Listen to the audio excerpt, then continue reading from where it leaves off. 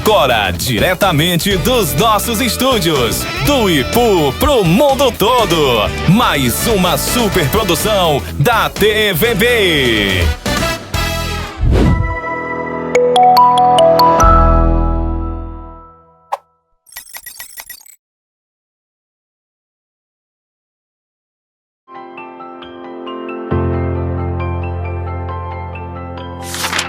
Recebemos hoje para o debate o amigo Raimundo Alves, amigo de infância.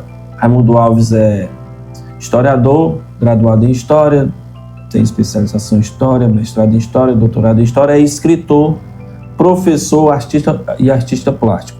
Ele vem aqui conversar conosco hoje para falar sobre 2 livros que ele irá lançar. Esse primeiro aqui, A Guerra de Canudos e o Ceará, e um livro de memórias sobre a família Alves, os 16 filhos de João e Luísa. Raimundo, é um prazer imenso recebê-lo aqui. Fique à vontade, seja bem-vindo. Bom, prazer é meu. E é isso, agradeço aí a oportunidade, né? Eu não sei bem o que eu estou produzindo hoje em dia, se é exatamente uma memória, né? No livro da família, minha família que é muito conhecida aqui no Ipu, que é este aqui, que é, olha só, eu fiz mesmo no capricho, é um livro de memórias. A partir da leitura que me ocorreu, de um livro de memória de um grande apresentador de um programa de televisão, Jô Soares. Jô Soares escreveu um livro de memórias quando ele estava muito perto de morrer. Aí eu fiquei muito comovido, li o livro, ele fala da vida dele toda, desde a infância até a carreira como escritor, como comediante e tal, e como apresentador daquele programa que tinha meia-noite, né?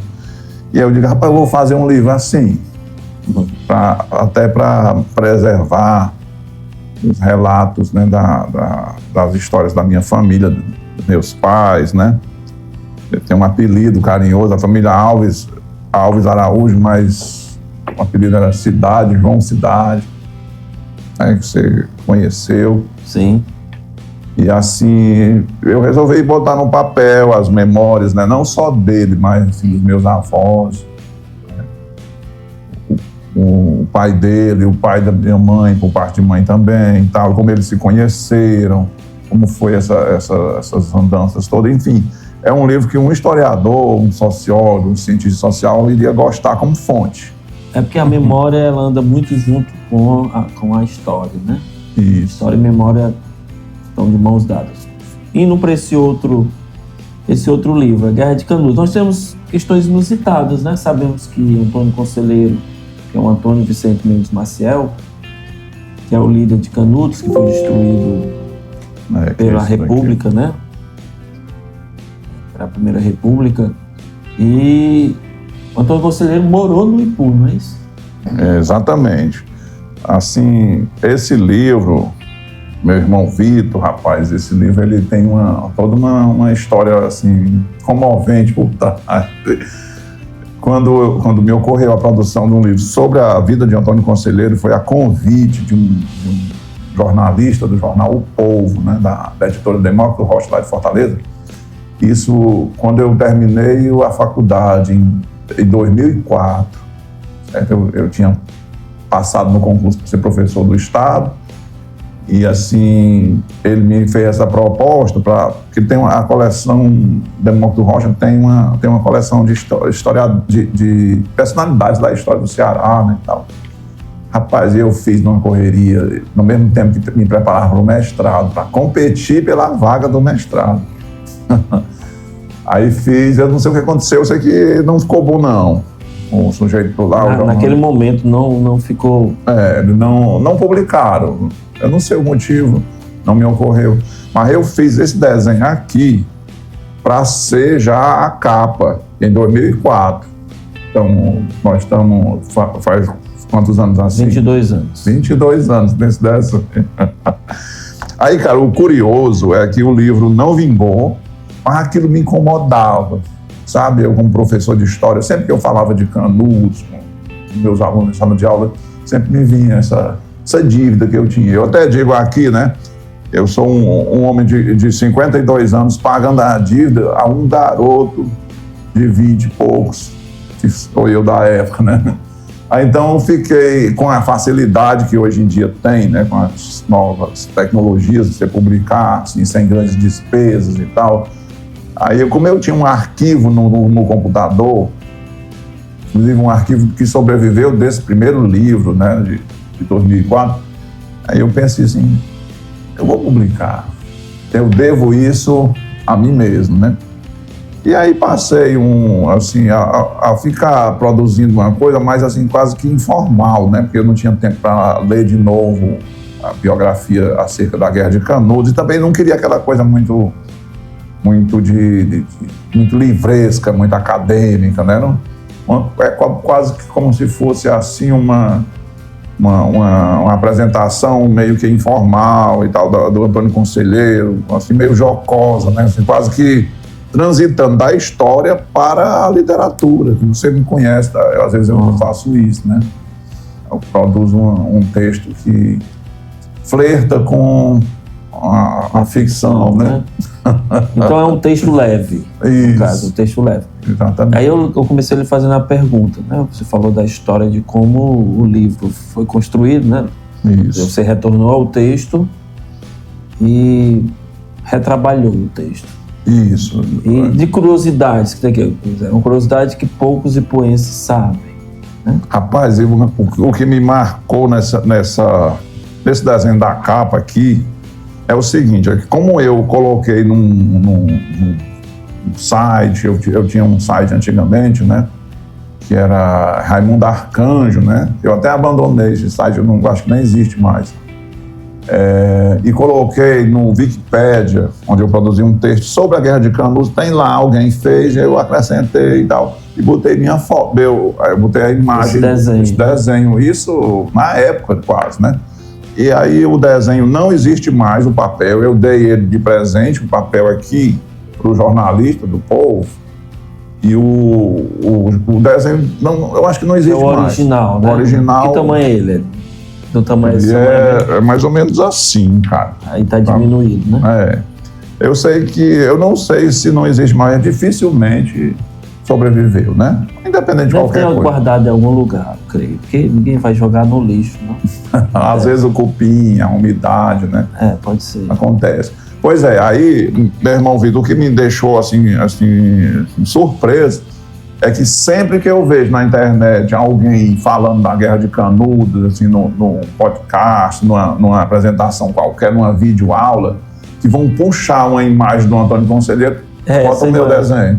Sabe? Você não recebe nada por isso. Não. E assim, como eu coloquei lá no Wikipédia, né, alguém pega e usa, né? E realmente, quem conhece a história da Guerra de Canudos e de Antônio Conselheiro, ele só tem uma foto mesmo do Antônio Conselheiro, que é a foto dele morto. Deitado, antes de ser. Quando o exército enterrado, né? Isso. Eu até coloquei daqui no livro, no final, sabe? Quando ele vai ser desenterrado, aqui, né? Isso aqui é a única imagem do Antônio Conselheiro, imagem conhecida em fotografia. Desenhos tem muito, certo? Aí, assim, eu quis representar um conselheiro da narrativa do Euclides da Cunha, que você, usando o meu talento de ilustrador, né? Que você olhe e veja fanatismo nos olhos, né? Interessante. Aí, assim... Essa curiosidade, né, do Antônio Conselheiro, o Antônio Vicente Mendes Maciel, na biografia dele, ele tem uma passagem por Ipu. E há algumas versões, e eu tenho certeza que essa versão está aí. É verdade que o Antônio Conselheiro começou a pregar depois que ele teve uma decepção amorosa no Ipu? Essa história, eu creio que esteja aí, ou não? Sim, tá sim. Conte-nos. Bom, é assim, isso está no Euclides da Cunha, embora haja, né, assim, jornalistas que questionem isso, mas isso é uma picuinha, eu acho que é uma coisa menor. O que me interessa mesmo, a partir da obra Os Sertões de Euclides da Cunha e de vários outros livros que falam sobre isso, que eu li, o Antônio Conselheiro, depois de casado, né, aos 20 e poucos anos, 26 anos, veio morar em Campo Grande, que é Guaraciaba, depois veio para Ipu, ficou transitando por aqui, vivendo de dar aulas para filhos de comerciantes, de fazendeiros que tinham condições de bancar, né? Ele era um professor itinerante, andarilho, né, tal, com a sua esposa Maria Brasilina Laurentina da Silva, se não me engano, esse é o nome dela. Olha só que nome bonito. Maria Laurentina Brasilina da Silva. Aí, assim, ele como professor, como um alfabetizador de crianças e adolescentes, não tinha essa clientela toda, também fazia um quebra-galho no quadro da igrejinha onde ficava a delegacia de polícia, né? Então, naquela época, alguém formado em direito para atuar não existia, né? Era um rábula, né? Aí ele ia na delegacia e, com isso, deixava a sua esposa. Eu pude apurar que não era a gente lá na Rua dos Canudos. Não, o nome Rua dos Canudos é posterior. Posterior, mas ele morava naquela rua, que posteriormente vai ser chamado de Canudos. Pois é, mas isso aí é uma construção dos memorialistas. Eu tenho essa opinião, que foram os memorialistas, porque nas produções de documentos, né, jornais, tipo o Ipu, aquele que você pesquisou, como é que é o nome? Correio do Norte. Correio do Norte e tal, o Almanaque Ipuense de 1900, não fala essas coisas, cara. Aí vai aparecer na década de 50, 60. Eu acho que um memorialista linkou isso. A Rua dos Canudos não é por causa da Guerra de Canudos. Eu não acho. Mas eu sei qual é essa versão de que onde próximo ele morava tinha uma vegetação. Eu ouvi você falando. Eu concluí isso, tirei essa conclusão, mas é porque assim, ali onde mora o ex-diretor da escola profissional, meu amigo Marcondes, né? Ali o pai e o avô dele tinham uma venda e eles vendiam caldo de cana, vendiam essas coisas, né? E eles usavam como canudo tem uma planta lá, que é um capim, que tem um talozinho que você corta embaixo e em cima, que vira um canudo natural.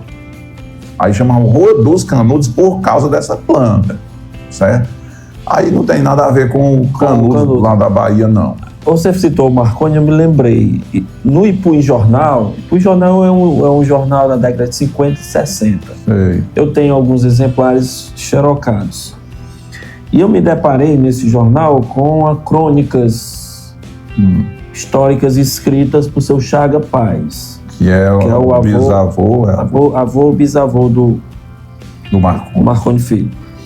E numa das crônicas que eu tenho ela transcritas, na época eu transcrevi e tem os documentos no computador, eu reli não faz muito tempo, que ele explica por que a Rua dos Canudos. Aí tem um quê de memória. Então o que ele diz?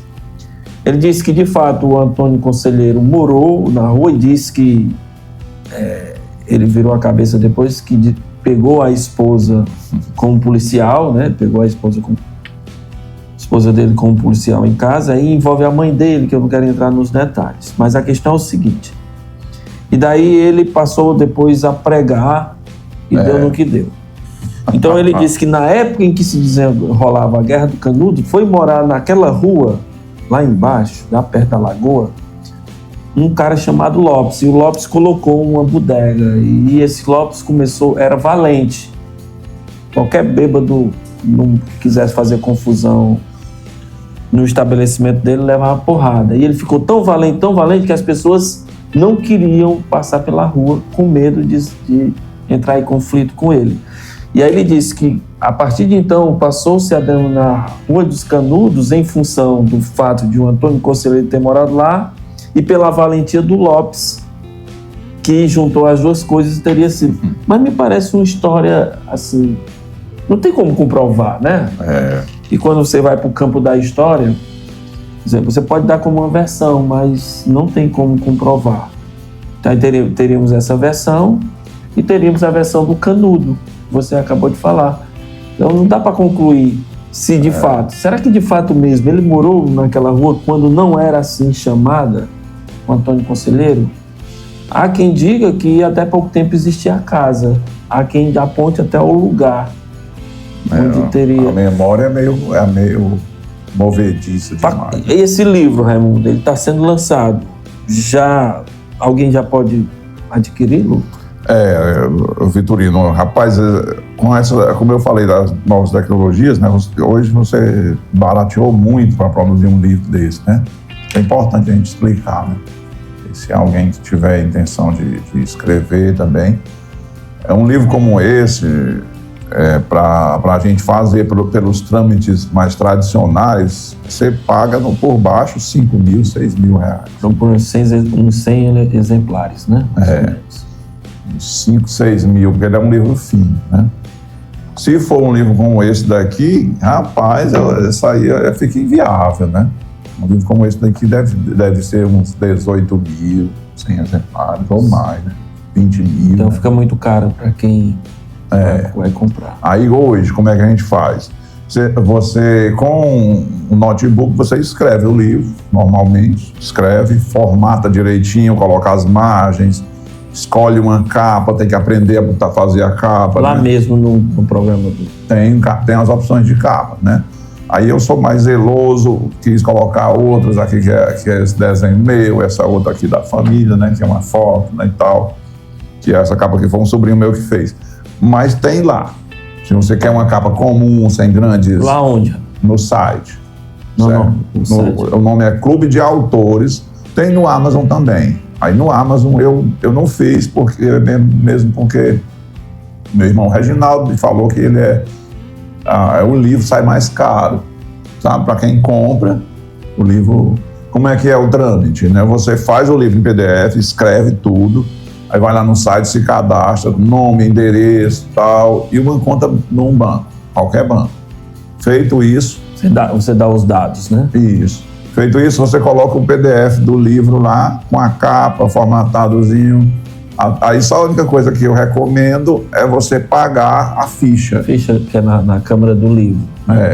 Tem lá o link que você vai para a Câmara Brasileira do Livro, CBL, né? É porque aí é a alma do livro, se não tiver a ficha catalográfica, né? Não tem inscrição, não tem alma, então ele não merece, tem valor. Não é valorizado, não é prestigiado, né?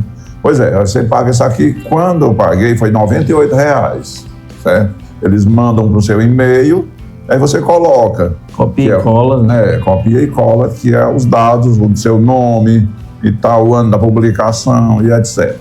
Aí, feito isso, você coloca lá o arquivo no site, Clube de Autores, que tem na internet. Se você colocar no Google, você encontra. Pronto, aí o livro está feito.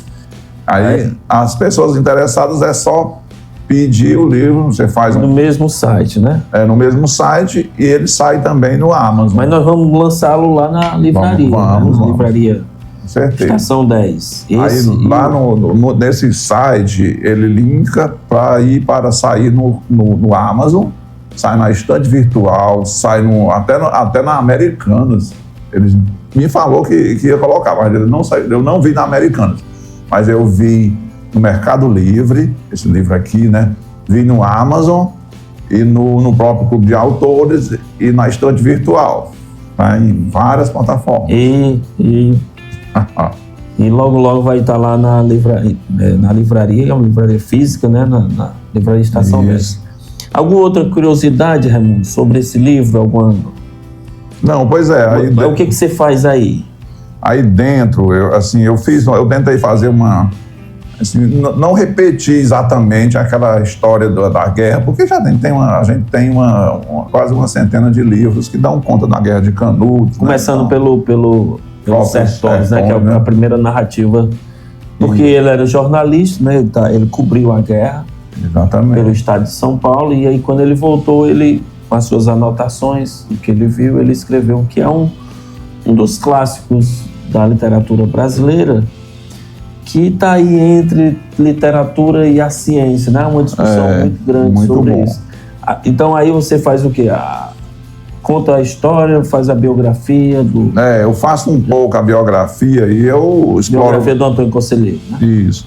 E eu linko isso com a história das secas no Ceará. Por exemplo, a migração, aquele séquito de seguidores que o Antônio Conselheiro vai adquirir, né, de 5 mil, 6 mil pessoas que passam a andar com ele, por aí, coincide com a seca de 77, 79, no Ceará, no Nordeste todo, né? Que é uma das primeiras grandes secas, né? Isso. Regi, que é Regi. O impacto dessa seca foi terrível. Aí eu peguei e fiz uma ponte, né, entre o que eu sei do Antônio Conselheiro, as andanças dele no Ceará, porque tem relatos, né, no próprio Sertões e em jornais da época e tal. A gente pode pesquisar e encontra relato dele em 78, 1878, 1879. Tipo padres falando, anda na paróquia um indivíduo metido a santo, com um bastão na mão, com uma bengala e tal. Isso na plena seca, cara.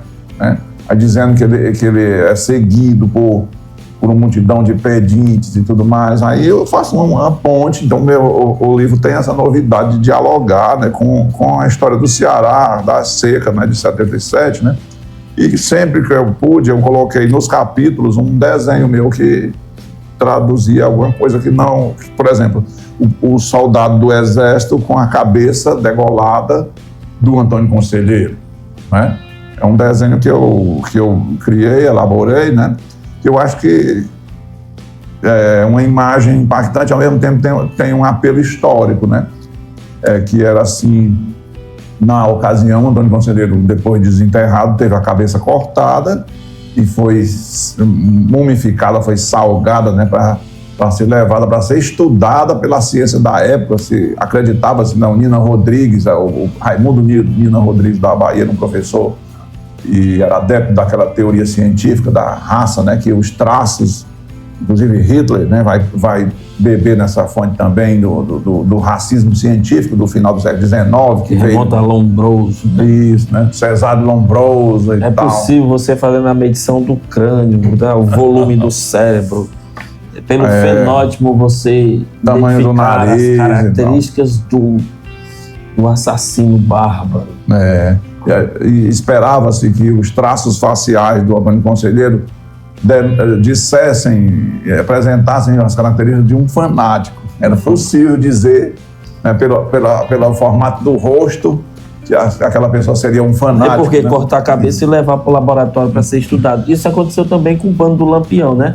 Todos que foram mortos tiveram a cabeça cortada para ser levado para ser estudado. E essa coisa da craniometria, essas teorias de base racial, que estão do lado do Lombroso, que é o Ferri, são italianos que desenvolveram essa questão. Está nos romances da época. Se você lê Crime e Castigo, o Raskolnikov, que é o personagem central, ele comete um crime e nos cursos de direito, os delegados que eram formados, eles estudavam isso, e quando o cara vai ser interrogado pelo delegado, ele fica observando, né, o formato do rosto, a profundidade dos olhos, o tamanho do nariz, para tentar identificar nas características físicas da pessoa se ela tem propensão biológica, né, ao crime, ao fanatismo. Dessa coisa da cabeça grande, volumosa,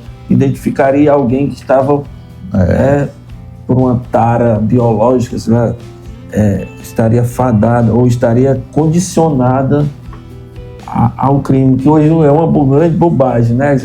Eram teorias pretensamente científicas. Aí eu apresento isso no desenho aqui, né? Esteticamente bem agradável, né? E para fechar sobre esse livro, para a gente passar para o outro, Raimundo, como é que foi essa coisa de sair da arte para a ciência? Você tem um pé hoje mais fincado na ciência e história, já que você é formado em história, ou na ficção, né? na arte, ou você está entre os dois. Como você disse, né? É um texto que dialoga, que está entre a ficção e a ciência. Rapaz, na verdade, Vitorino, isso aí quando eu fui buscar, né, me tornar uma pessoa mais culta e tudo mais, era em função da arte, cara, sabe? Eu, na adolescência e na juventude, eu nunca pretendia ser um historiador, não. Pretendia ser um literato, né? Até cheguei a escrever poesia e tal, e tinha a intenção de escrever romances, essas essas coisas todas. Mas, assim, durante a trajetória da vida da gente, né, a vida empurra a gente para outras direções, né? Aí, para passar, você sabe, na academia você não pode dar asas a uma escrita mais criativa, você é podado, né? Então, eu passei a minha graduação sendo podado, o meu mestrado sendo podado, e no doutorado também. Aí isso acabou que, de certa forma, se tornou a minha escrita árida, né? Eu tinha uma criatividade que deixei de ter, né? E também o fato de a rotina, né? A rotina de professor do ensino médio, de pai de família e tal, sem ter como se dedicar, né, à leitura e à escrita e tal. Isso me empurrou cada vez mais para a história, né? Agora, só recentemente, com a facilidade que é você lançar um livro, né, como eu estou dizendo aí, pelo clube de autores e tudo mais, você joga lá, você paga R$100, que é um registro, basta você fazer o livro, né, que é uma coisa que me encanta, né, porque eu não sou um homem rico, né, eu sei que você pagar R$15 mil até que dá, mas para lançar um livro, não 15, 20 mil, mas poxa, todo livro que você suado, né? Todo livro que você for lançar e publicar foi esse valor, e você dificilmente não tem venda. Não retorna, né? Raramente você vende um livro ou dois, né? É um dinheiro perdido. Então, era um gargalo que a tecnologia fez superar, e eu abracei isso, né? Estou produzindo, inclusive, terminei agora em casa mesmo a capa e a apresentação do meu trabalho, da minha tese de doutorado, que eu vou lançar na forma de livro também. Muito bem. Então, e esse livro, Raimundo, você falou que é memória, né? E já sai do campo, digamos assim, da ciência. A memória são histórias da sua família que você reuniu e está publicando.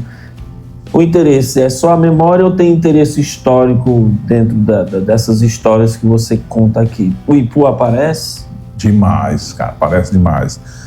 Como eu disse, eu sou de uma família numerosa, né? Os 16 filhos de João e Luísa, porque nós somos 16 irmãos. Muita gente, né? Aí essa dívida que eu tinha, né? E essas histórias do meu pai, minha mãe, meus avós, meu avô, que era da Hidrolândia, né? Um deles, né? Tem vários avós, né, e bisavós.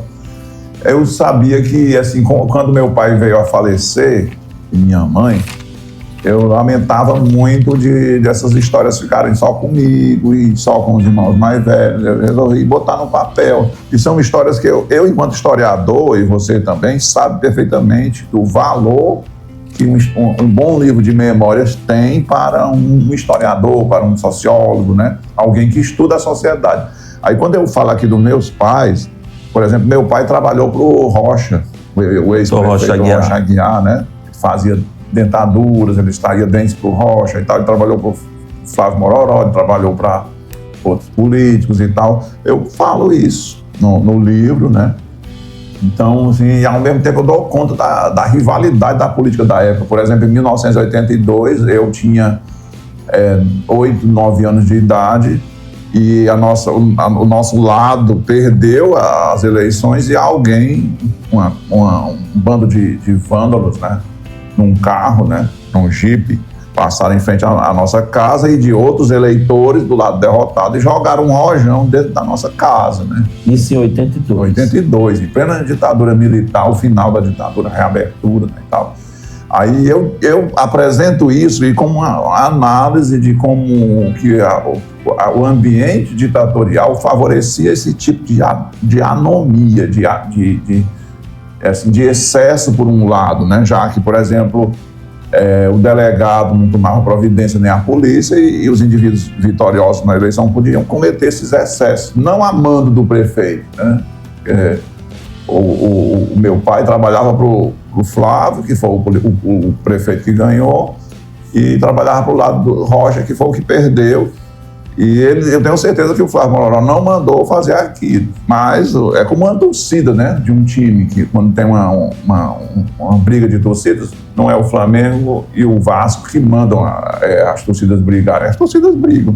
Então eu dou conta disso, percebendo isso como um ambiente de anomia moral, que era típico da época das ditaduras, né? Com compra de voto, com intimidação de eleitores e tal. Inclusive, eu lembro que meu pai foi tentar prestar queixa na polícia, que a minha mãe, grávida na ocasião, sofreu um aborto espontâneo, que nós seríamos 17 se não fosse isso. Isso no rojão que jogaram? No rojão. O rojão foi um rojão grande, né? Eu então vi seriam isso. 17 hoje, não 16. Exatamente. E ela teve um aborto por conta disso, passou mal, foi hospitalizada. E o próprio delegado aconselhou a gente a não ir atrás, que não se meta, não. Enfim. Naquele contexto, né? Exatamente. Aí está aqui, sabe? E outros relatos, minha mãe falava de um tio dela, tio-avô, né? Quer dizer, que remonta já aos anos 30, por aí.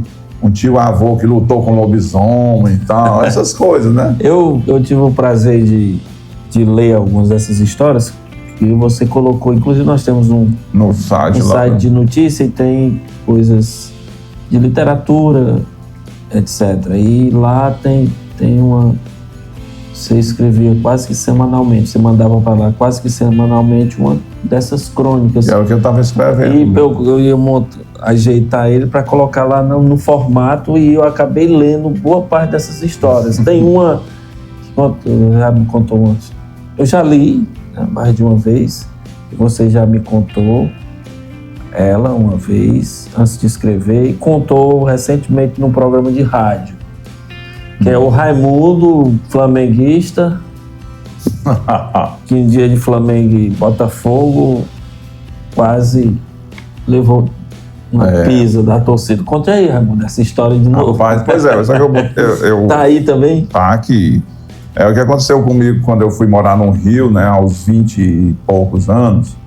E eu cheguei a morar um tempo, brevemente, perto do estádio de futebol do Maracanã. E eu desci fui procurar trabalho o dia todo, cheguei cansado umas 8 da noite, tinha tido um jogo Flamengo e Botafogo, né? Eu gravei o placar, eu não sei se esse placar é real, porque às vezes a mente cria, né? Quando tem lacuna, a mente preenche. 3-1 Flamengo. 3-1 Flamengo. No final do Campeonato Carioca, né? E, rapaz, eu muito feliz com a vitória do meu time, mas cansado. Eu nunca fui de comemoração, de ficar gritando, mesmo quando era o Brasil. Raramente eu me permito ser tão expansivo, solto e ficar em êxtase. Não, eu fico feliz, ganhou, que bom. Né? Aí eu na avenida, do lado de lá da avenida, tinha uma torcida, uma galera, uns jovens lá e tal. E eles comemorando e gritando, eles esperavam reciprocidade de minha parte, né? Um jovem também, 21 anos, 22 anos. Eu na minha, né? Não vou... Aí os caras afirmaram que eu era um botafoguense, passaram, como os carros entre nós impediam que eles viessem até onde eu estava, né? Eu fiquei tranquilo. Pô, os carros passavam 120 por hora, os caras não iam atravessar. E aí só que eles acharam pedras naquele calçadão de pedra portuguesa, que é uma pedrinha pequena do tamanho de uma moeda de R$1, né? Maior um pouco, tamanho de um limão, tal, e soltas, né? E passaram a jogar pedra, cara, em mim. Eu comecei a correr um pouquinho e tal. Só que lá na frente, o sinal fecha na avenida, e aí os caras podem atravessar. Eu me achei sozinho, no meio de uns 20 homens ou mais vindo correndo na minha direção. Flamenguista. E eu sendo flamenguista. Eles não iam acreditar. Não ia... Aí eu vou do jeito que tem, eu não vou bancar o valente, né? Como diz aquela música do Raul Seixas, né? Eu não sou besta pra tirar a onda de herói, né? Aí eu corri, cara, corri. Pega esse flamenguista, aliás, pega esse botafoguense.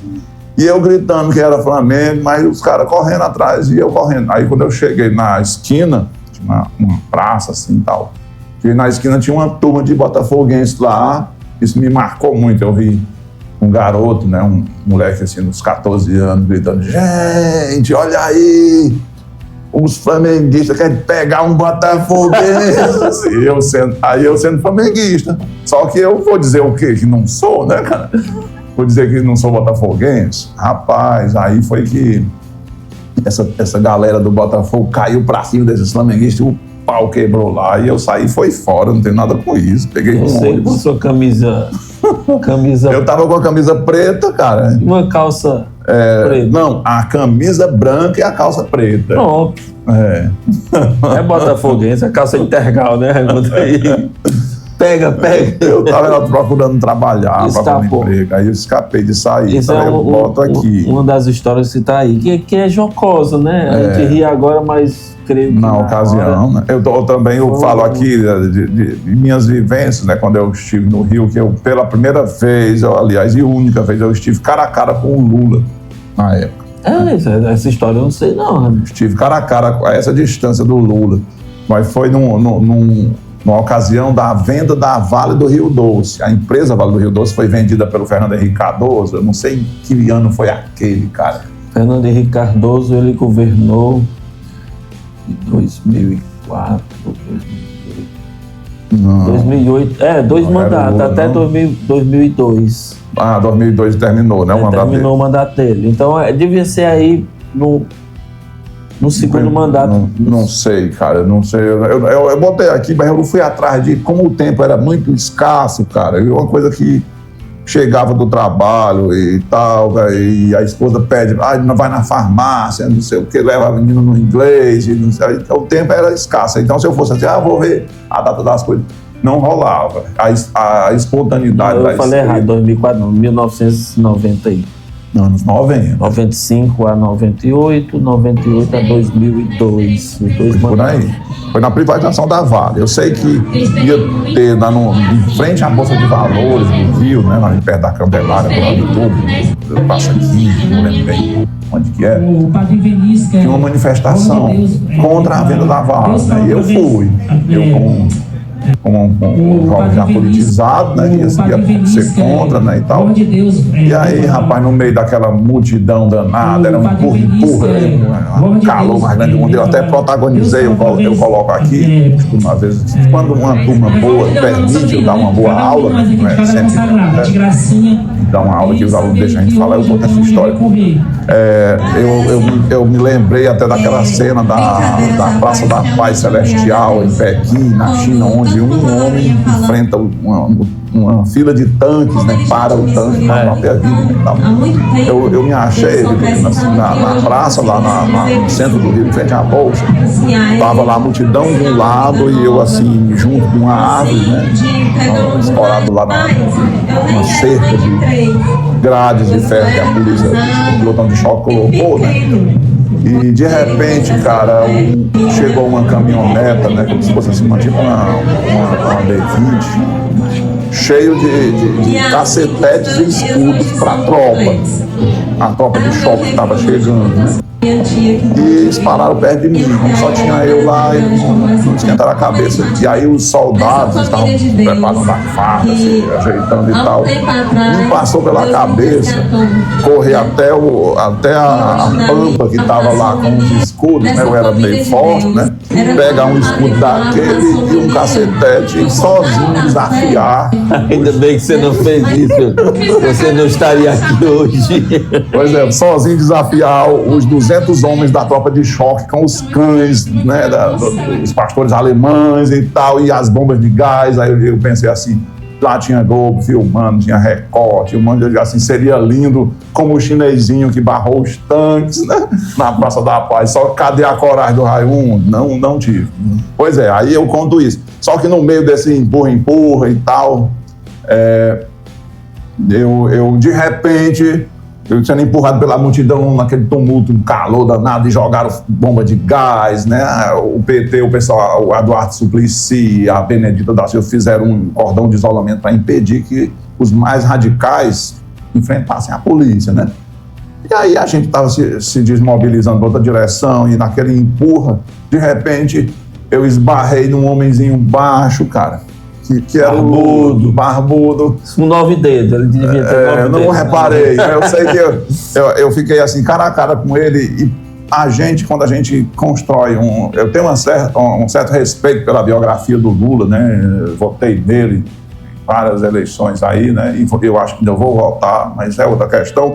Eu sei que A gente sempre fantasia, né, que o indivíduo que a televisão mostra, o artista, o cantor, é uma pessoa que tem algo a mais, algo especial. E eu vi só um homem baixo no sentido, assim... Pequeno, né, um homem de 1,50 m, sei lá, não, 50 não, 1,60 m.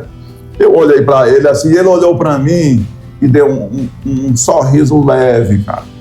Sabe? Esperando que eu o abraçasse, né? Esse é mais um. Uma ovelha no rebanho. E eu nunca gostei desse negócio de paparicar gente famosa, artista, político, cantor, nada disso. Seja quem for, não gosto disso não, de ficar bajulando ninguém não. Sei que eu só achei que ele era só um ser humano. Eu esperava que ele flutuasse, sei lá o quê, né? Aí eu botei isso aqui. Esse livro de memória já está disponível para quem quiser comprar? Tá, ele está disponível, eu ainda não fiz. No mesmo site.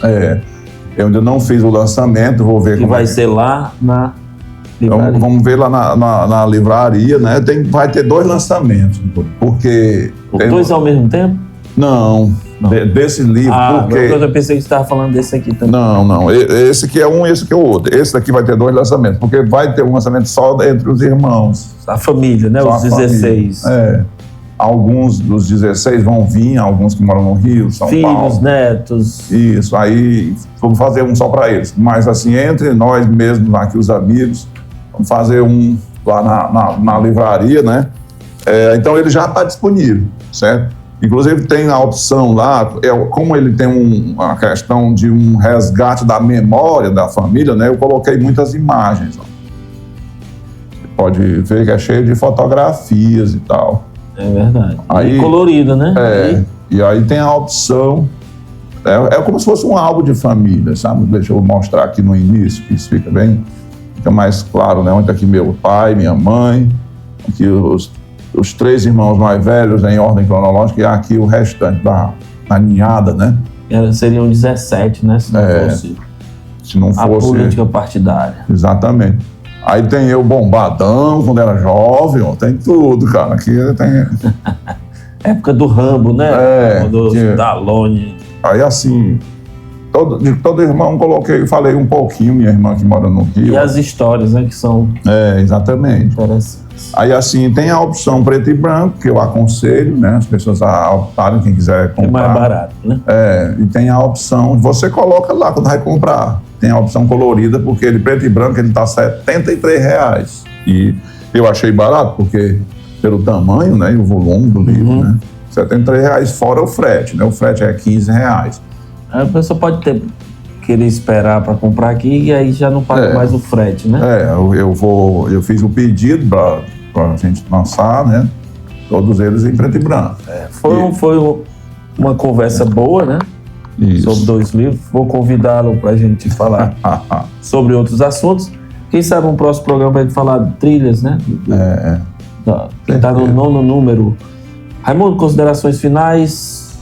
Rapaz, é isso, cara. Agradecer a oportunidade aqui de interagir contigo, que para mim é uma figura assim, fundamental para a cultura, né, da nossa cidade, da nossa região, que a gente está vivendo em meio a uma espécie de eclipse, né?